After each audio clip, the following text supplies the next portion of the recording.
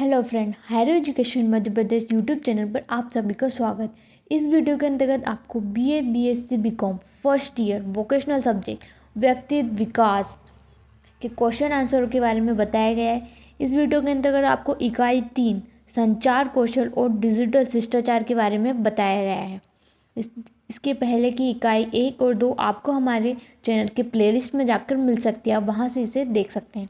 तो आइए इकाई 3 शुरू करते हैं। इसका पहला क्वेश्चन है, संप्रेषण की परिभाषा दीजिए, इसकी प्रगति एवं उद्देश्यों का वर्णन कीजिए, अथवा संचार का अर्थ बताते हुए उसके उद्देश्य एवं प्रगति का वर्णन कीजिए, अथवा व्यावसायिक संप्रेषण से आप क्या समझते हैं, इसके आशय तत्व एवं इसकी प्रगति समझाइए। तो इसका उत्तर है संप्रेषण अथवा संचार से आशय। तो ये क्या है? संप्रेषण का अंग्रेजी शब्द कम्युनिकेशन है। इसका आशय है आपस में बांटना या वस्तु को साझा करना। इन सभी चीज़ों के बारे में आपको बताया है। संप्रेषण क्या होता है, संप्रेषण के बारे में आपको पूरी डिटेल में यहाँ पे आपको बताया गया है। इसकी परिभाषाएं आपको यहाँ पे बताई गई है। न्यूमर एवं समर के अनुसार थियो हेसन के शब्दों में इसकी परिभाषाएं यहाँ पे आपको बताई गई है कि संप्रेषण क्या होता है। इसके बाद में आपको संप्रेषण के उद्देश्य के बारे में बताया गया है। इसके अंतर्गत आपके प्रमुख उद्देश्य हैं। पहला है उचित संदेश देना, दूसरा है क्रियाओं में समन्वय, तीसरा है प्रबंध कुशलता में वृद्धि करना, चौथा है नीतियों को लागू, पांचवा है अनुकूल औद्योगिक संबंधों की स्थापना। इसके बाद में संप्रेषण की प्रगति अथवा स्वभाव, इसके बारे में आपको कुछ पॉइंट दिए गए हैं जिनसे आप समझ सकते हैं। पहला पॉइंट है संप्रेषण में कम से कम 2 व्यक्ति होते हैं। दूसरा पॉइंट है इसमें संदेश अत्यंत आवश्यक है। तीसरा पॉइंट है संप्रेषण लिखित, मौखिक, भावभंगी का स्वरूप हो सकता है। चौथा पॉइंट है संप्रेषण औपचारिक, अनौपचारिक होता है। पांचवा पॉइंट है संप्रेषण द्विमार्गी क्रिया है। छठा पॉइंट संप्रेषण निरंतर चलने वाली प्रक्रिया है। सातवां पॉइंट है संप्रेषण अल्पसंदर्शी प्रक्रिया है।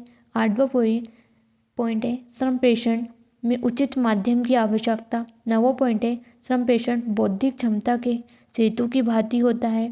10वां पॉइंट है संबंध विकसित करने का यंत्र होता है। इन सभी के बारे में आपको यहाँ पर बताया गया है। क्वेश्चन नंबर 2, संप्रेषण को परिभाषित कीजिए। किसी औद्योगिक इकाई की उत्पादकता में वृद्धि के लिए प्रभावी संप्रेषण के महत्व की विवेचना कीजिए, अथवा व्यावसायिक संप्रेषण से आप क्या समझते हैं, इसके आवश्यक तत्व एवं प्रबंधों के लिए महत्व की विवेचना कीजिए, अथवा संप्रेषण एक सफल प्रबंधन की कुंजी है, इस कथन को स्पष्ट कीजिए। तो इसका उत्तर है संप्रेषण का महत्व। यहाँ पे आपको संप्रेषण का महत्व बताया गया है। संप्रेषण की परिभाषा आपको पिछले क्वेश्चन में मिल जाएगी। इसके बाद में इसके महत्वों के बारे में आप देख लीजिए, इसके क्या क्या महत्व है। कुछ पॉइंट हैं जिनको आप ध्यान से पढ़ लीजिए। इसमें पहला पॉइंट है व्यवसाय सुचारू एवं कुशल संचालन हेतु आवश्यक। दूसरा पॉइंट है प्रभावपूर्ण नेतृत्व के लिए आवश्यक।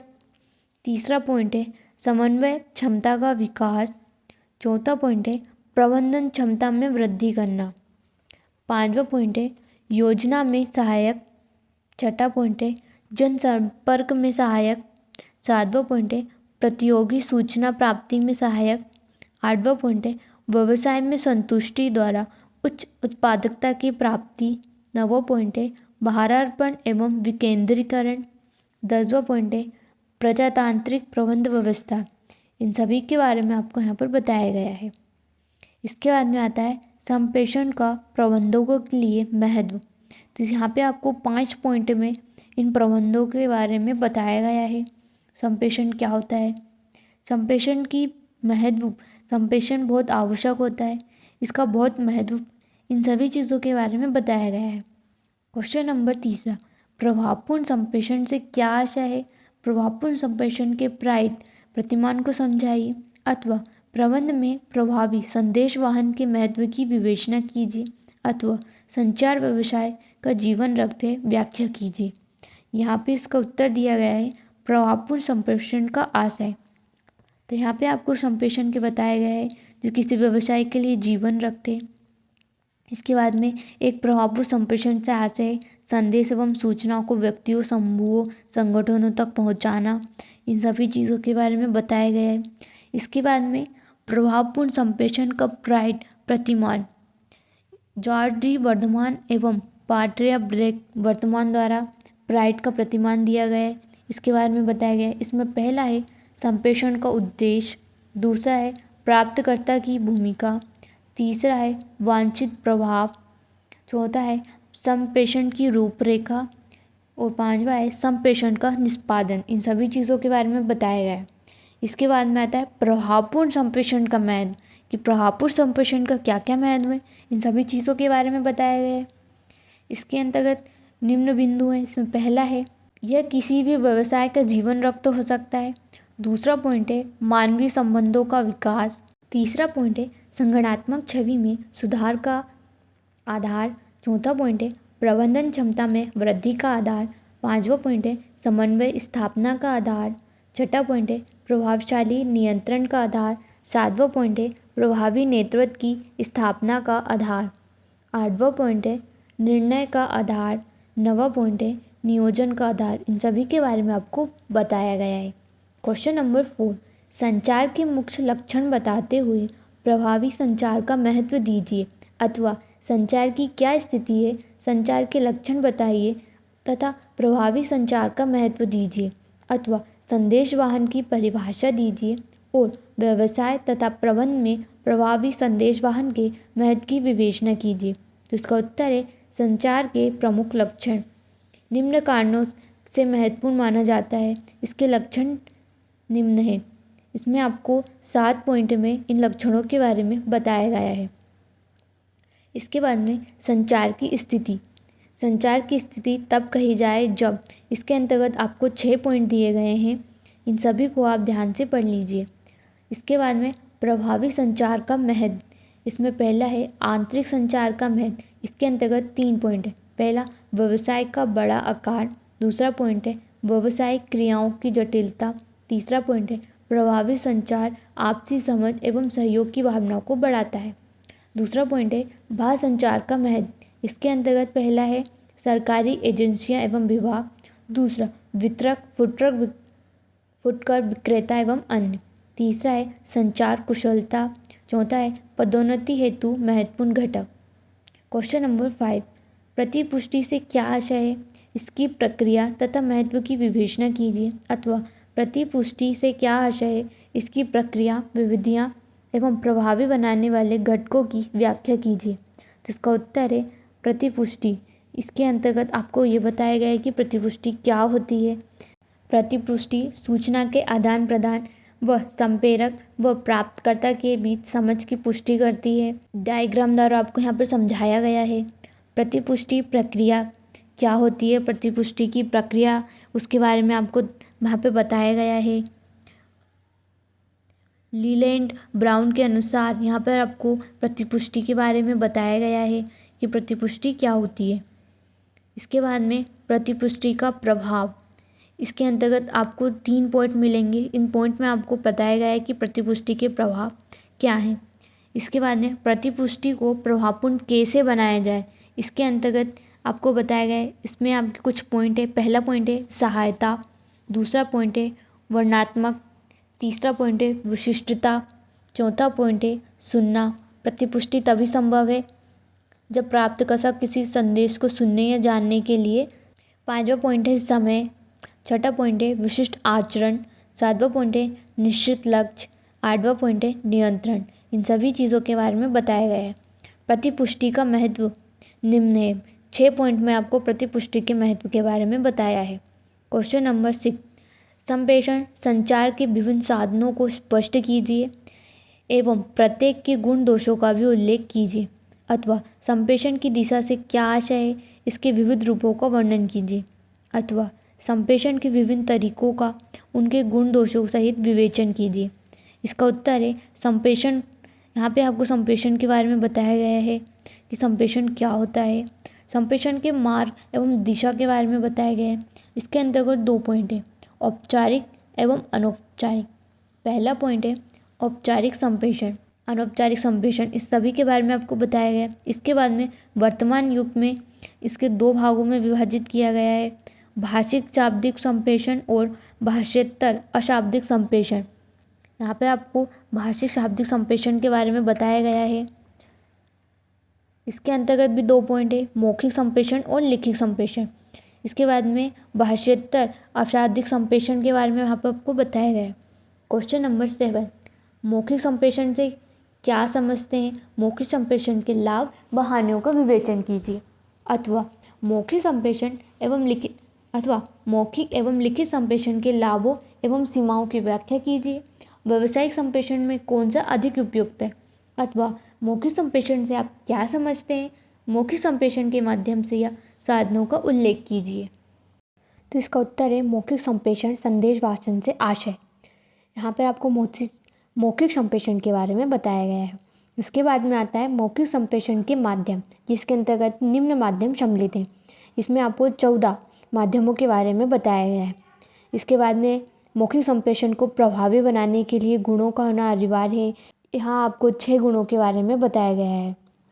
इसके बाद में एक सफल एवं प्रभावी मौखिक संप्रेषण में 7 C का भी स्मरण किया जाता है। यहाँ पर उनको 7 C के बारे में आपको बताया गया है। इसमें पहला है सरल, दूसरा है स्पष्ट, तीसरा है संपूर्ण, चौथा है संक्षिप्तता, पांचवा है निश्चित, छठा है सही और सातवां है विशिष्टतापूर्वक। इसके बाद में मौखिक संचार संदेश वाहन के लाभ अथवा गुणों के बारे में बताइए। यहाँ पर आपको 6 लाभ के बारे में बताया गया है। इसमें पहला है शीघ्र संचार, दूसरा है प्रभावपूर्ण, तीसरा है अभिलंब प्रतिपुष्टि, चौथा है गोपनीय, पांचवा है नियंत्रण एवं प्रेरणा में अधिक प्रभावी, छठा है आपातकाल में अधिक उपयोगी। मौखिक संप्रेषण संदेश वाहन की सीमाएं अथवा दोष बताइए।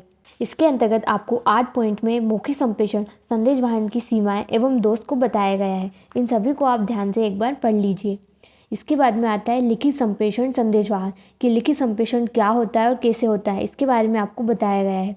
लिखित संचार के गुण, यहाँ पर निम्न गुण है। पहला है यह स्थायी रिकॉर्ड होता है, दूसरा कानूनी प्रपत्र होता है, तीसरा यह शुद्ध एवं यथार्थ होता है, चौथा दोहराने में सरलता, पांचवा उत्तरदायित्वों की सुपुर्दगी को सुविधाजनक बनाता है, छठा कुछ परिस्थितियों में यह आवश्यक है।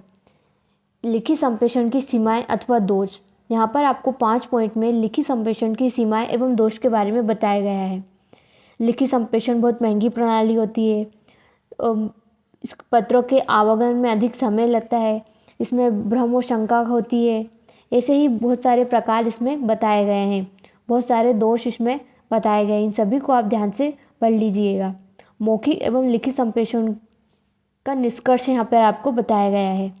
इसके बाद में आता है प्रभावी मौखिक संचार के आवश्यक तत्व कि इसमें क्या क्या आवश्यक तत्व होते हैं। तो इसमें पहला है स्पष्ट उच्चारण एवं उचित शब्द चयन, दूसरा है स्वाभाविक आवाज़ एवं तार्किक क्रम, तीसरा है संक्षिप्तता, चौथा है यथार्थ, पांचवा है विश्वासपूर्ण। इसके अन्य तत्वों के बारे में भी यहाँ पर बताया गया है। क्वेश्चन नंबर 8, अधोगामी संदेश वाहन से आप क्या समझते हैं? इनके लाभ उपयोगिता का वर्णन कीजिए। अथवा नीचे की ओर संचार से क्या आशय है, इसके उद्देश्य बताइए तथा इसे प्रभावी बनाने के उपाय बताइए। इसका उत्तर है संचार के मार्ग। यहाँ पर आपको संचार के मार्गों के बारे में बताया गया है। निम्न नीतियाँ का पालन करना होता है। इसमें पहला है नीचे की ओर साधन के बारे में आपको बताया गया है। नीचे की ओर संचार साधन के माध्यम के बारे में बताया गया है। संदेश की उपयोगिता के बारे में यहाँ पे आपको बताया गया है। नीचे की ओर संचार के उद्देश्य, किसके क्या क्या उद्देश्य हैं उसके बारे में बताया गया है। प्रभावी नीचे की ओर संचार के लक्षणों के बारे में बताया गया है। यहाँ पे आपको 11 लक्षणों के बारे में बताया गया है। लक्षण यानी कि विशेषताएं, यहाँ पर उसकी विशेषताओं के बारे में बताया गया है। नीचे की ओर संचार की सीमाएं या फिर उसके जो दोष हैं वो निम्न है। इसमें पहला है देरी होना, दूसरा संदेश को तोड़कर देना, तीसरा अपूर्ण सूचना, चौथा सूचना पर अतिरिक्त भार, पांचवा संदेश का क्षय। इसके बाद में क्वेश्चन नंबर 9, ऊपर की ओर संचार से क्या आशय है, इसकी विभिन्न विधियों का वर्णन कीजिए। इसे किस प्रकार प्रभावी बनाया जा सकता है। अथवा ऊपर से नीचे की ओर संप्रेषण से आप क्या समझते हैं, इसके लाभों एवं समस्याओं का वर्णन कीजिए। अथवा ऊर्ध्वगामी संदेश वाहन से आप क्या समझते हैं, इसके लाभ एवं उपयोगिता का वर्णन कीजिए। तो इसका उत्तर है ऊपर की ओर संचार। यहाँ पर आपको ऊपर की ओर संचार के बारे में बताया गया है कि ये क्या होता है। ऊपर की ओर संचार की विधियाँ, इसमें पहला है मीटिंग, दूसरा है खुली द्वार नीति, तीसरा है सामाजिक क्रियाओं में भाग लेना, चौथा है सुझाव बक्सा, पांचवा है रिपोर्ट, छठा है पत्र व्यवहार, सातवां है काउंसलिंग। ऊपर की ओर संचार की समस्याएं निम्न है। पहला है धनात्मक प्रेरणा, दूसरा है देरी होना, तीसरा है कमज़ोर सुनना, चौथा है संचार संबंधी आलोचना, पांचवा है संदेह स्थिति, छठा है प्रतिकूल तथ्यों को छिपाना। प्रभावी ऊपर की ओर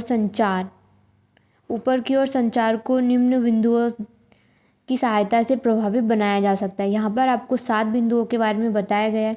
इन बिंदुओं की मदद से हम ऊपर की ओर संचार को प्रभावी बना सकते हैं। क्वेश्चन नंबर 10, स्वॉट विश्लेषण क्या है, इसकी विधियों का सविस्तार समझाइए। संप्रेषण में इसका क्या महत्व है, अथवा स्वॉट विश्लेषण से आप क्या समझते हैं, इसका महत्व एवं आलोचनाओं को स्पष्ट कीजिए, अथवा स्वॉट विश्लेषण की संक्षिप्त लेख लिखिए। तो इसका उत्तर है स्वॉट विश्लेषण एवं क्षमता एवं आत्मविकास। यहाँ पर आपको स्वॉट विश्लेषण के बारे में बताया गया है कि ये क्या होती है इसके बारे में आपको बताया गया है। स्वॉट विश्लेषण की परिभाषा है, यहाँ पर आपको परिभाषा दी गई है। एक कंपनी की शक्तियों, दुर्बलताओं, अवसरों व कठिनाई संबंधी संपूर्ण मूल्यांकन ही स्वॉट विश्लेषण कहलाता है। इसके बारे में आपको डिटेल में यहाँ पर आपको बताया गया। इन सभी चीज़ों को आप ध्यान से ज़रूर पढ़ लीजिएगा। स्वॉट विश्लेषण शक्तियाँ, कमजोरियाँ, अवसर, भावी आपत्ति और चुनौतियाँ, इन सभी के बारे में बनाया गया है। निम्न 4 शब्दों से मिलकर बना होता है ये, इसके बारे में आपको बताया गया है। स्वॉट विश्लेषण के प्रमुख अंग निम्न हैं। पहला है बाह्य वातावरण और दूसरा है आंतरिक वातावरण। स्वॉट विश्लेषण का महत्व, यहाँ पर आपको स्वॉट विश्लेषण के महत्व के बारे में बताया गया है कि स्वॉट विश्लेषण का महत्व क्यों ज़रूरी है। कि निम्न है। पहला है किसी व्यवसाय के बाह्य एवं आंतरिक पर्यावरण के विश्लेषण में सहायक, दूसरा है किसी व्यवसाय के लक्ष्य तथा उद्देश्य प्राप्ति का एकमात्र उपकरण, तीसरा है स्वॉट विश्लेषण का सतत सृजनात्मक प्रक्रिया है, चौथा स्वॉट विश्लेषण किसी व्यवसाय की कार्य संस्कृति के विकास में सहायक होता है। स्वॉट विश्लेषण की सीमाएं निम्न है। यहाँ पर आपको 2 पॉइंट में स्वॉट विश्लेषण की सीमाओं के बारे में बताया है। क्वेश्चन नंबर 11, दैहिक भाषा से आप क्या समझते हैं।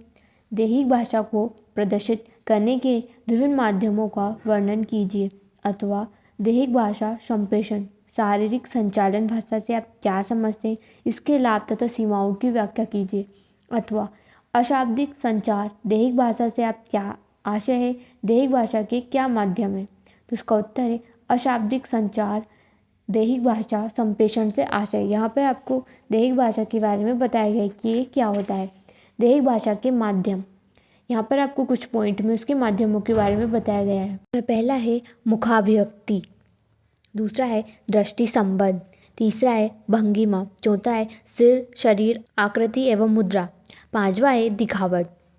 दैहिक भाषा संचार के लाभ या गुण, इसमें पहला है अंतर्निहित भाषा का अर्थ समझने में सुविधा, दूसरा है स्वस्थ वातावरण का निर्माण, तीसरा है मनोवैज्ञानिक प्रभाव, चौथा है परिपूर्वक, पांचवा है भावना युक्त, छठा है संबंध सृजन।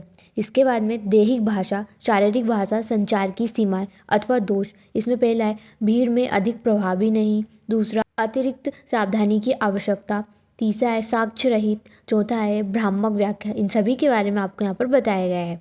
क्वेश्चन नंबर 12, ग्रेप वाइन अंगूर वेल से क्या आशय है। तो इसका उत्तर है अंगूर लता संप्रेषण से आशय। तो यहाँ पर आपको ग्रेप वाइन अंगूर वेल के बारे में बताया गया है। ये एक अनौपचारिक संसाधन विधि है। यही इन सभी चीज़ों के बारे में आपको यहाँ पर बताया गया है। इसके बाद में अंगूर वेल संप्रेषण की सीमाएं क्या हैं। तो यहाँ पर आपको कुछ पॉइंट में अंगूर वेल संप्रेषण की सीमाओं के बारे में बताया गया है। यहाँ पर आपको 6 पॉइंट दिए गए, इन 6 पॉइंट को आपको ध्यान से पढ़ना है।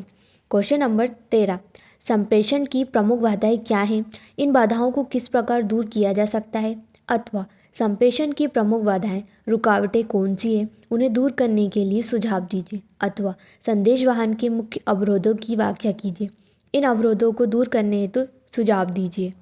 इसका उत्तर है यहाँ पर आपको संप्रेषण के बारे में बताया गया है कि संप्रेषण का अर्थ क्या होता है, संप्रेषण क्या होता है और ये क्यों ज़रूरी होता है, इन सभी चीज़ों के बारे में आपको बताया गया है।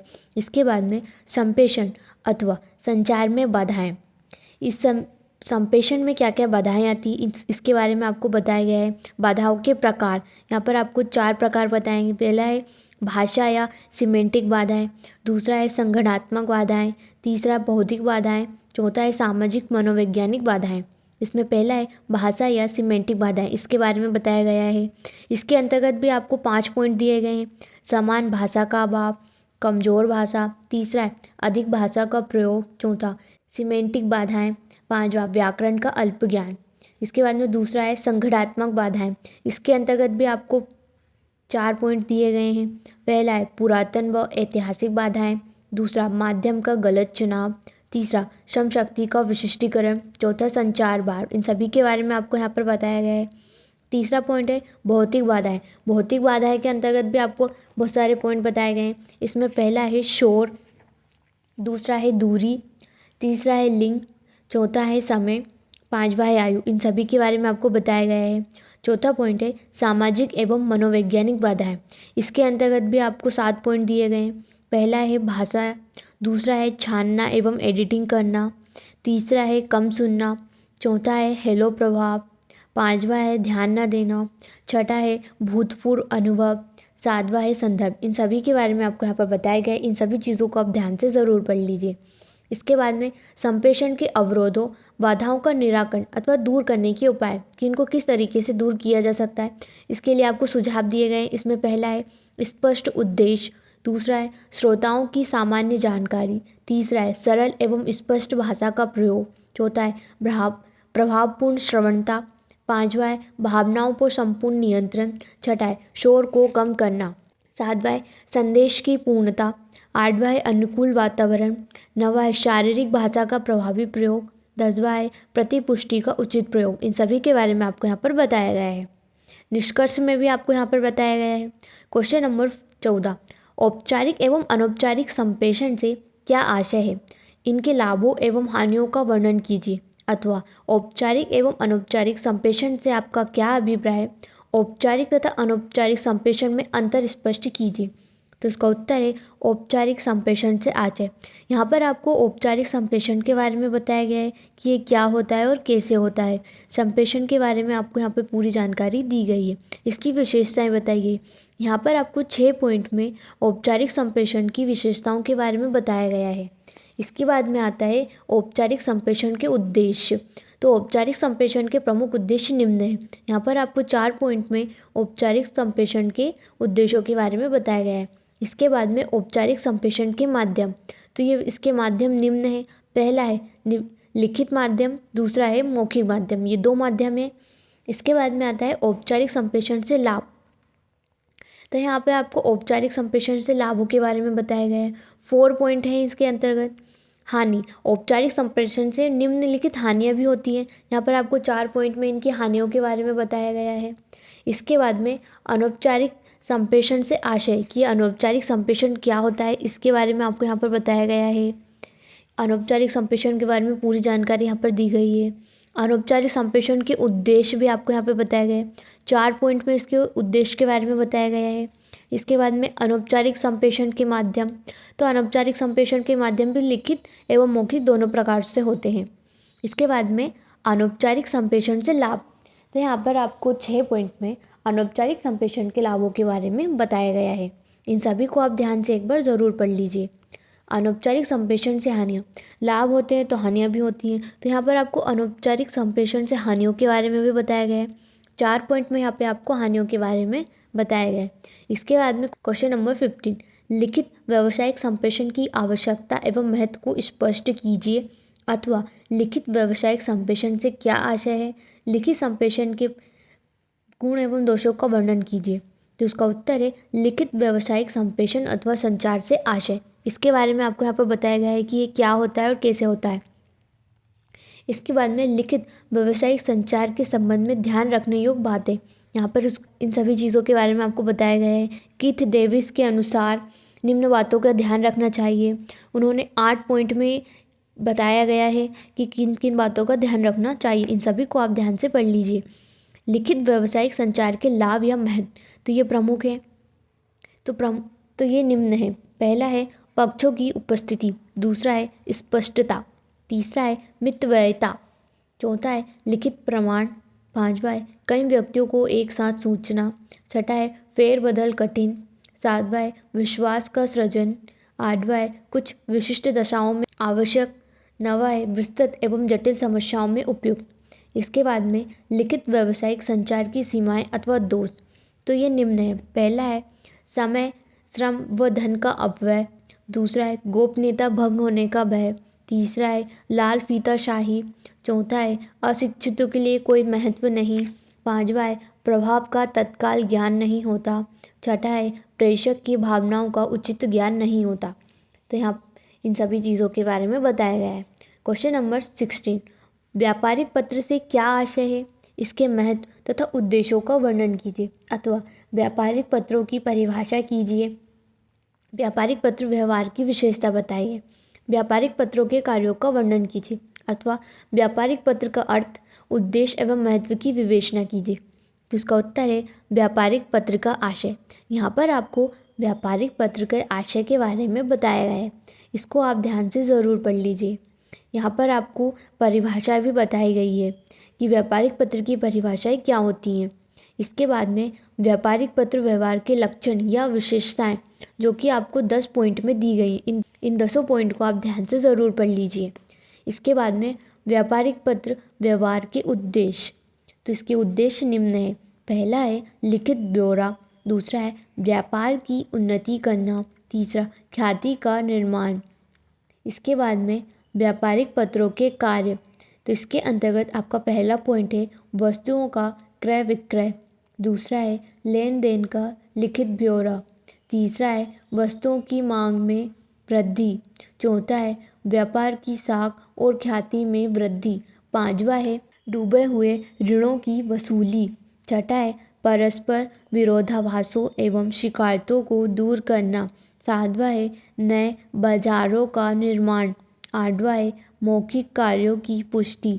नवा है विक्रय प्रतिनिधि के लिए आवश्यक भूमिका तैयार करना। इन सभी के बारे में आपको बताया गया है। इसके बाद में व्यापारिक पत्रों का महत्व। यहाँ पर आपको व्यापारिक पत्रों का महत्व बताया गया है, ये बहुत ही महत्वपूर्ण है, इनका महत्वपूर्ण स्थान है, इन सभी के बारे में बताया गया है। श्री केन्सन ने व्यापारिक पत्र के महत्व के संबंध में कहा है कि प्रत्येक जाने वाला पत्र आपकी फर्म एक यात्रा करने वाला प्रतिनिधि है, इसके बारे में बताया गया है। इसके बाद में व्यापारिक पत्रों के महत्व को निम्न बिंदु के माध्यम से बताया गया है। इसमें पहला है भुगतान प्राप्ति का सुगम साधन। दूसरा विवाद की दिशा में लिखित प्रमाण। तीसरा नवीन संपर्क स्थापना में सहायक। चौथा विज्ञापन का आधार। पांचवा एक समय में कई व्यक्तियों से संपर्क स्थापित करने में सहायक। छठा मितव्यय होना। सातवां प्रभावपूर्ण होता है। आठवां व्यवसाय के विकास में सहायक। नवा लिखित विवरण आवश्यक। क्वेश्चन नंबर 17, प्रभावी व्यापारिक पत्रों की प्रमुख विशेषताओं को स्पष्ट कीजिए अथवा एक व्यावसायिक पत्र को प्रभावी किस प्रकार बनाया जा सकता है, इसके क्या आवश्यक तत्व होते हैं अथवा एक व्यावसायिक पत्र इतना प्रभावी होना चाहिए कि वह जिस सीमा तक संभव हो सके लेखक कभी अपना स्थान ले सके, वर्णन कीजिए। तो इसका उत्तर है व्यापारिक पत्रों के लक्षण या तत्व अथवा गुण अथवा विशेषताएं। इन गुणों को मुख्य रूप से 2 भागों में विभाजित किया है, पत्र के बाहरी गुण और पत्र के आंतरिक गुण। इसमें पहला है पत्र के बाहरी गुण, इसके बारे में आपको बताया गया है। इसके अंतर्गत भी आपके 4 पॉइंट है। पहला है कागज का रंग एवं साइज, इसके बारे में बताया गया है, इसके माध्यम से। दूसरा है पत्र की लिखावट, इसके माध्यम से बताया गया है कि व्यापारिक पत्र क्यों ज़रूरी होते हैं। तीसरा है पत्रों को लिफाफे में रखना। चौथा है आवश्यक निर्देश, इसके बारे में भी आपको बताया गया है। इसके बाद में दूसरा पॉइंट आता है पत्र के आंतरिक गुण। इसमें पहला है पूर्णता। दूसरा है स्पष्टता। तीसरा है नम्रता। चौथा है स्वच्छता। पांचवा है संक्षिप्तता। छठा है शुद्धता अथवा सत्यता। इन सभी के बारे में आपको बताया गया है। आपको वीडियो को रोककर इन सभी के बारे में आपको पढ़ना है। 7वां पॉइंट है प्रभावशीलता। 8वां पॉइंट है क्रमबद्धता। 9वां पॉइंट है मौलिकता और 10वां पॉइंट है आत्मीयता। इन सभी के बारे में आपको बताया गया है। क्वेश्चन नंबर 18, व्यापारिक पत्र की रूपरेखा का वर्णन कीजिए अथवा एक व्यापारिक पत्र का कल्पित नमूना दीजिए अथवा एक व्यापारिक पत्र के आवश्यक अंगों को संक्षेप में उदाहरण सहित समझाइए अथवा व्यापारिक पत्र का स्वरूप बताइए। व्यापारिक पत्र के विभिन्न अंगों का वर्णन कीजिए। तो इसका उत्तर है व्यापारिक पत्र का स्वरूप अथवा संरचना। इसके बारे में आपको बताया गया है। श्री E.L. फैली ने व्यापारिक पत्र के स्वरूप को मनुष्य के अस्थिपंजर के समान बताया गया है। व्यापारिक पत्र की रूपरेखा अथवा रंग जो कि निम्न है। इसमें पहला है शिरोशिखा, दूसरा दिनांक, तीसरा पत्र पाने वाले का नाम और पता, चौथा अभिवादन, पांचवा विषय शीर्षक, छठा मुख्य विषय, सातवां अंतिम आदर सूचक वाक्य, आठवां हस्ताक्षर, नवा लिखने वाले का पद, 10वां संलग्न और 11वां पुनश्च। इन सभी के बारे में बताया गया है। यहाँ पर आपको व्यापारिक पत्र का कल्पित नमूना शीर्षक 1 इसके बारे में आपको बताया गया है। क्वेश्चन नंबर 19, आधुनिक युग की सूचना क्रांति का युग है, इस कथन को स्पष्ट कीजिए अथवा संप्रेषण के आधुनिक स्वरूप से क्या अभिप्राय है स्पष्ट कीजिए अथवा आधुनिक सूचना तंत्र ने संसार को एक विश्व गांव में बदल दिया, इस कथन की व्याख्या कीजिए। तो इसका उत्तर है संप्रेषण के आधुनिक स्वरूप से आशय। इसके बारे में बताया गया है कि आधुनिक स्वरूप इसका कैसा है, क्या है, इसमें क्या क्या नए नए कार्य हुए हैं, इस सभी के बारे में आपको बताया गया है। संप्रेषण के आधुनिक स्वरूप इलेक्ट्रॉनिक संप्रेषण उपकरणों के बारे में आपको यहाँ पर बताया गया है, जैसे इलेक्ट्रॉनिक, डिजिटल एवं अन्य तकनीकी विकसित हुई है उसके बारे में आपको बताया गया है। इसके बाद में कुछ तरंगों के बारे में बताया गया है। इसमें प्रथम तरंग है जिसमें समाचार पत्रों, रेडियो अथवा दूरदर्शन था। द्वितीय तरंग में डाक, टेलीग्राम, टेलीफोन, समाचार पत्र, पत्रिकाएं, चलचित्र, दूरदर्शन, इन सभी के बारे में बताया गया। तृतीय तरंग में कंप्यूटर क्रांति, इंटरनेट, ईमेल, उपग्रह संचार, ऑडियो या वीडियो, इन सभी के बारे में बताया गया है। वर्तमान व्यवसाय युग में संप्रेषण अत्यधिक विकसित हो गए हैं, इसके बारे में आपको यहाँ पर बताया गया है। आधुनिक युग सूचना क्रांति का युग ये सत्य प्रतीत होता है। इसके बाद में संप्रेषण के आधुनिक साधन क्या क्या है इसके बारे में बताया गया। यहाँ पर आपको 10 साधनों के बारे में बताया गया है। क्वेश्चन नंबर 20, आधुनिक व्यवसाय युग में संप्रेषण के किन साधनों का इस्तेमाल किया जा रहा है और इनसे होने वाले लाभों को बताइए अथवा सेक्युलर फ़ोन, फैक्स व वीडियो कॉन्फ्रेंसिंग से क्या आशय है, इनके गुणों व सीमाओं का वर्णन कीजिए अथवा निम्न पर संक्षिप्त टिप्पणी लिखिए। पहला फैक्स, दूसरा ईमेल, तीसरा सेल्यूलर फ़ोन, चौथा वीडियो कॉन्फ्रेंसिंग। इसका उत्तर है संचार के आधुनिक साधन। यहाँ पर आपको संचार के आधुनिक साधनों के बारे में बताया गया है। फोटोकॉपी, रेडियो, टेलीविज़न, इन सभी के बारे में बताया गया है।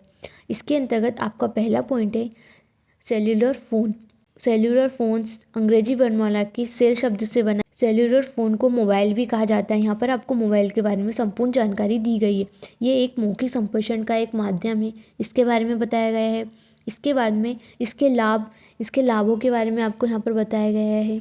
आपको 5 पॉइंट में इन लाभों के बारे में बताया गया है, इनको आप एक बार ज़रूर पढ़ लीजिए। सेल्यूलर फ़ोन से लाभों के साथ साथ कुछ हानियाँ भी हैं, तो यहाँ पर आपको कुछ हानियों के बारे में बताया गया है। यहाँ पर 4 पॉइंट में इन हानियों के बारे में आपको बताया गया है। दूसरा है फैक्स। फैक्स सूचना प्रौद्योगिकी की एक महत्वपूर्ण उपलब्धि है। यहाँ पर आपको फैक्स के बारे में बताया गया है। फैक्स से आशय है बनाना, इसके बारे में आपको बताया गया है। फैक्स उपग्रह आधारित फैक्स सेवा। यहाँ पर आपको उपग्रह आधारित फैक्स सेवा की निम्न विशेषताओं के बारे में बताया गया है।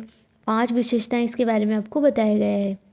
सर्वप्रथम दी हिंदू द्वारा 1969 में उपग्रह आधारित फैक्स सेवा का प्रयोग किया गया था, इसके बारे में आपको बताया गया है। यह अत्यंत सस्ती प्रणाली है। इसमें आप क्या क्या कार्य कर सकते हैं उसके बारे में आपको बताया गया है। तीसरा है ईमेल। आपको ईमेल के बारे में बताया गया है। ईमेल क्या होती है, कैसे होती है। ईमेल के माध्यम से आप संदेश को टाइप करके किसी भी दूसरे कंप्यूटर तक प्रेषित कर सकते हैं।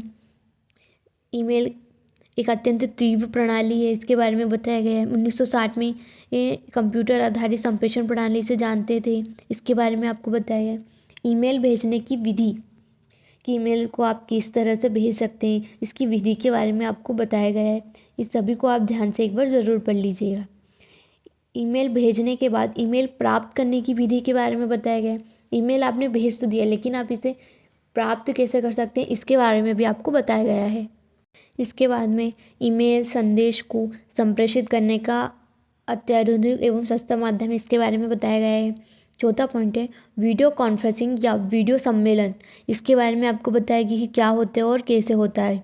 इसके दो प्रकार से संपन्न हो सकते हैं। पहला है कंप्यूटर के उपयोग द्वारा एवं बिना कंप्यूटर के उपयोग द्वारा, इसके बारे में बताया गया है। यहाँ पर आपको machine, telephone, satellite connection, projector, इन सभी चीज़ों के बारे में बताया गया है। इसके बाद में इसके लाभों के बारे में आपको बताया गया है।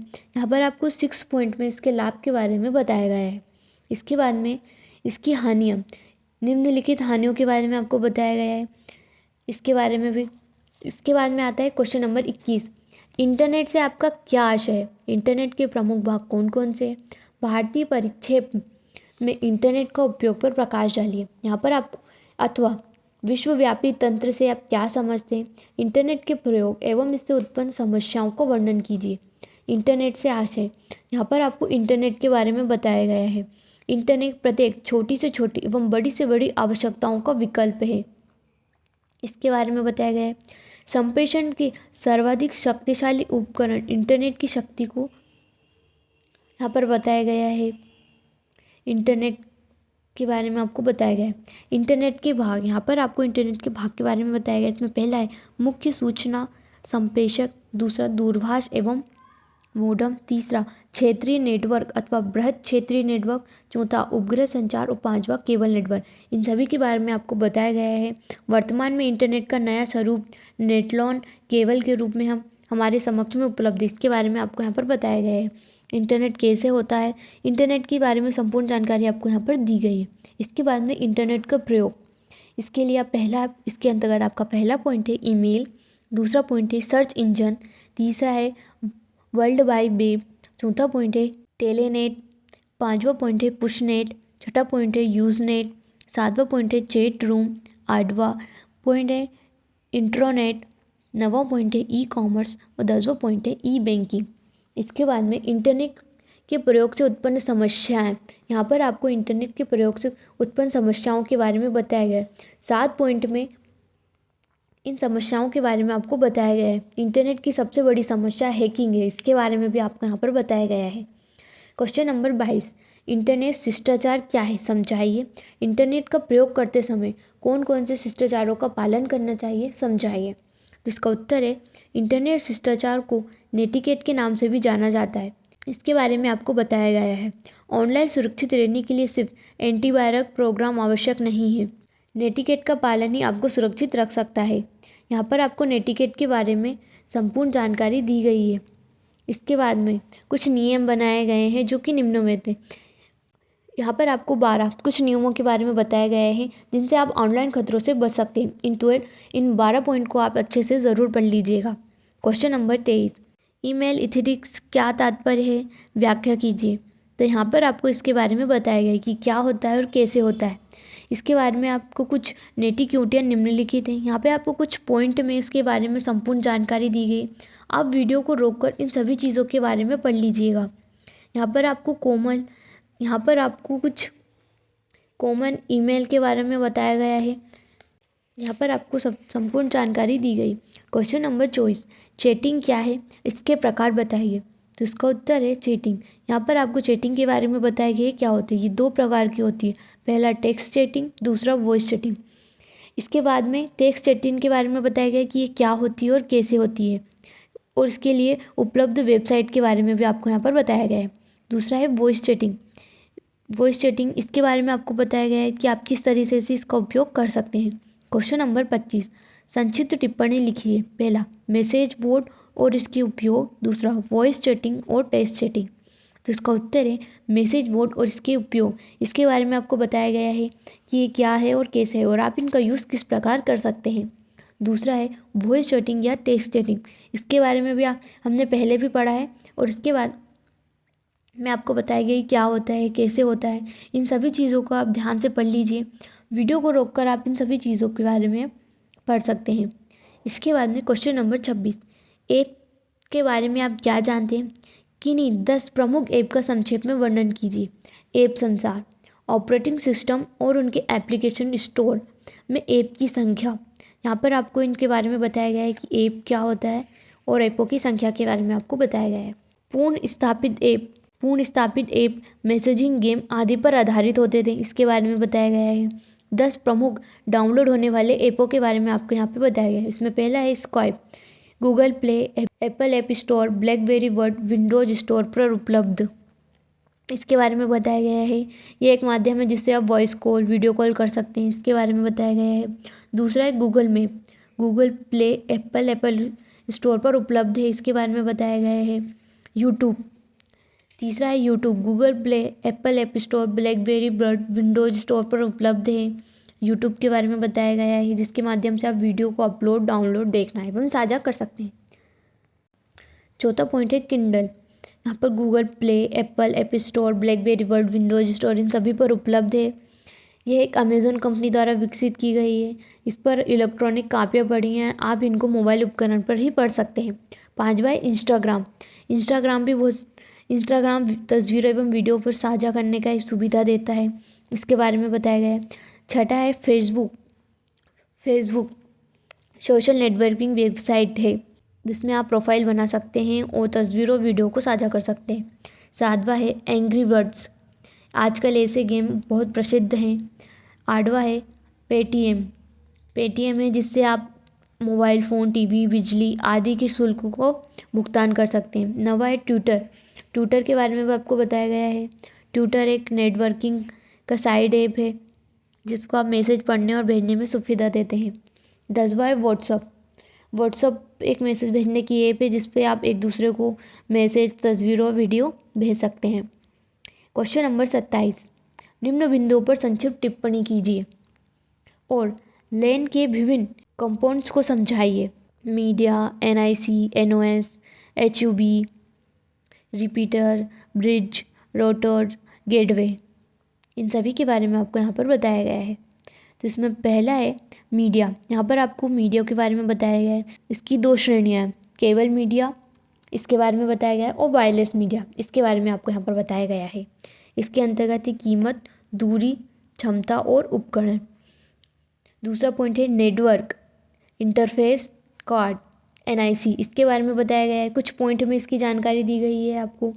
इसके बाद में आता है नेटवर्क ऑपरेटिंग सिस्टम, NOS, इसके बारे में आपको यहाँ पर बताया गया है। कुछ पॉइंट में इसकी जानकारी दी गई है। इसके बाद में आता है HUB, यह एक यूनिट होता है, इसके बारे में आपको बताया गया है। इसमें आपका पहला है एक्टिव HUB, इसके बारे में आपको बताया गया है। दूसरा है पैसिव HUB और तीसरा है इंटेलिजेंट HUB, इसके बारे में आपको बताया गया है। E है रिपीटर, इसके बारे में आपको यहाँ पे बताया गया है कि क्या होता है और ये कैसे होता है। इसके बाद में आता है ब्रिज के बारे में बताया गया है कि क्या होता है, जिसमें डाटा या सिग्नल को जाना जाता है, इसके बारे में आपको बताया गया है। इसके बाद में आता है रोटर, इसके बारे में आपको बताया गया है कि 2 नेटवर्क के जोड़ने के लिए प्रयोग आता है, सॉफ्टवेयर, हार्डवेयर होता है, और इसके बारे में आपको बताया गया है। इसके बाद में आता है गेटवे, यह एक कनेक्टिविटी डिवाइस है, इसके बारे में बताया गया है। सॉफ्टवेयर, हार्डवेयर दोनों का कॉम्बिनेशन हो सकता है, इसके बारे में बताया गया है। इसके बाद में क्वेश्चन नंबर 28, इंटरनेट फ्रॉड से क्या तात्पर्य, संक्षेप में वर्णन कीजिए। तो इसका उत्तर है इंटरनेट फ्रॉड। तो यहाँ पर आपको इंटरनेट फ्रॉड के बारे में बताया गया है कि किस तरह इंटरनेट के माध्यम से आपके साथ फ्रॉड हो सकता है। तो इन सभी चीज़ों को आप ध्यान से ज़रूर पढ़ लीजिएगा, ये आपके लिए बहुत ज़रूरी है। क्वेश्चन नंबर 29, क्लाउड कंप्यूटिंग से आप क्या समझते हैं, इसकी विशेषताएं तथा लाभ को समझाइए। तो उसका उत्तर है क्लाउड कंप्यूटिंग। यहाँ पर आपको क्लाउड कंप्यूटिंग के बारे में बताया गया है कि ये क्या होता है। इंटरनेट पर सर्वरों में जानकारियाँ, इसके बारे में आपको बताया गया है ये क्या होता है। बहुत सारी सुविधाएं आपको ऑफलाइन भी मिल सकती हैं। यहाँ पर आपको क्लाउड कंप्यूटिंग के बारे में संपूर्ण जानकारी दी गई है, क्या होता है और कैसे होता है। इसके बाद में आपको इसकी कुछ प्रमुख विशेषताओं के बारे में बताया गया है। कम लागत में होती है, इस विश्वसनीयता होती है, पर्यावरण में अनुकूलता, इन सभी चीज़ों को आप ध्यान से पढ़ लीजिए। इसके बाद में लाभ, क्लाउड कंप्यूटिंग के कुछ लाभों के बारे में आपको यहाँ पर बताया गया है। इन लाभों को आप एक बार ध्यान से ज़रूर पढ़ लीजिए। इसके बाद में क्वेश्चन नंबर 30, इंटरनेट से जुड़ी अन्य सेवाओं को समझाइए। इसका उत्तर है इंटरनेट से जुड़ी अन्य सेवाएं, जिसमें बातचीत, तो यहाँ पर आपको बातचीत के बारे में बताया गया है। दूर बैठे बैठे दो व्यक्ति इस प्रकार बात कर लेते हैं टेलीफोन के माध्यम से। माइक्रोसॉफ्ट का सॉफ्टवेयर स्काइप इसका एक प्रसिद्ध उदाहरण है। दूसरा है ई कॉमर्स। दूर दूर स्थित व्यक्तियों या कंपनियों द्वारा इंटरनेट के माध्यम से संपर्क करके वस्तुओं और सेवाओं को खरीद बिक्री तथा लेन देन करना ई कॉमर्स कहलाता है। ये इसके बारे में आपको बताया गया है। यह एक नवीन उपयोग है, इसके बारे में आपको बताया गया है। इसके बाद में आता है ई बैंकिंग। ई बैंकिंग क्या होता है? ई बैंकिंग के माध्यम से ग्राहक अपने बैंक से जुड़ सकते हैं और अपना खाता देख सकते हैं। इसके बाद में ई लर्निंग। ई लर्निंग का अर्थ होता है इलेक्ट्रॉनिक माध्यम के द्वारा शिक्षा प्राप्त करना। अब पाठ्य चित्र, एनिमेशन, ऑडियो, वीडियो का सहारा लिया जाता है। इसके बाद में इंटरनेट के जरिए जुड़ने में बरतने जाने वाली सावधानियों के बारे में बताया गया है। आपकी व्यक्तिगत जानकारियाँ गलत हाथों में पड़े और आपको कोई हानि हो, ऐसी संभावनाओं से बचने के लिए कुछ सावधानियों के बारे में बताया गया है। पहला है निजी जानकारी ना दें। दूसरा, दर्शकों और मित्रों की संख्या सीमित रखें। तीसरा, नए मित्र सावधानी से बनाएं। चौथा, लेख, टिप्पणी और वेब में कुछ भी लिखने में सावधानी बरतें। क्वेश्चन नंबर 31, इंटरनेट सिक्योरिटी पर संक्षिप्त पर लेख लिखिए। इंटरनेट सुरक्षा की समस्या की विवेचना कीजिए अथवा सिक्योरिटी कंट्रोल कितने प्रकार के होते हैं, विस्तृत व्याख्या कीजिए। तो इसका उत्तर है इंटरनेट सिक्योरिटी। यहाँ पर आपको इंटरनेट सिक्योरिटी के बारे में बताया गया है। सुरक्षा की समस्या, इसके बारे में आपको बताया गया है। कुछ पॉइंट आपको दिए गए हैं। इसमें पहला है अनुचित एक्सेस के खिलाफ ऑनलाइन बैनर्स चेतावनी। दूसरा है की स्ट्रोक लेवल मॉनिटरिंग। तीसरा, टेलीफोन कंपनी द्वारा ट्रैप एंड ट्रेसिंग सर्विस। चौथा है कॉलर आईडी। पांचवा है कॉल ब्लॉकर। छठा, डेटा एन्क्रिप्शन। सातवां, फायरवॉल। इन सभी के बारे में आपको बताया गया है। इसके बाद में सिक्योरिटी कंट्रोल के प्रकार, दो प्रकार के होता है। पहला इंटरनल कंट्रोल्स, दूसरा एक्सटर्नल कंट्रोल। इसमें पहला है इंटरनल कंट्रोल्स। यहाँ पर आपको इंटरनल कंट्रोल के बारे में बताया गया है।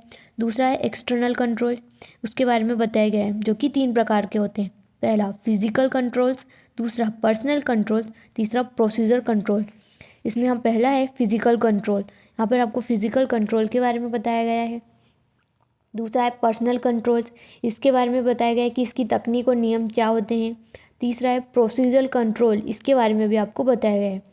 इसके बाद में नेटवर्क सिक्योरिटी की विचारधारा क्या होती है, इसके बारे में बताया गया है। पहला, इसके अंतर्गत पहला पॉइंट है एक्सेस की अनुमति प्रदान करना और दूसरा है एक्सेस के लिए अस्वीकार करना। यहाँ पर आपको इकाई 3 समाप्त होती है। ऐसे ही और भी सब्जेक्ट के सिलेबस के वीडियो के लिए आप चैनल को सब्सक्राइब करें।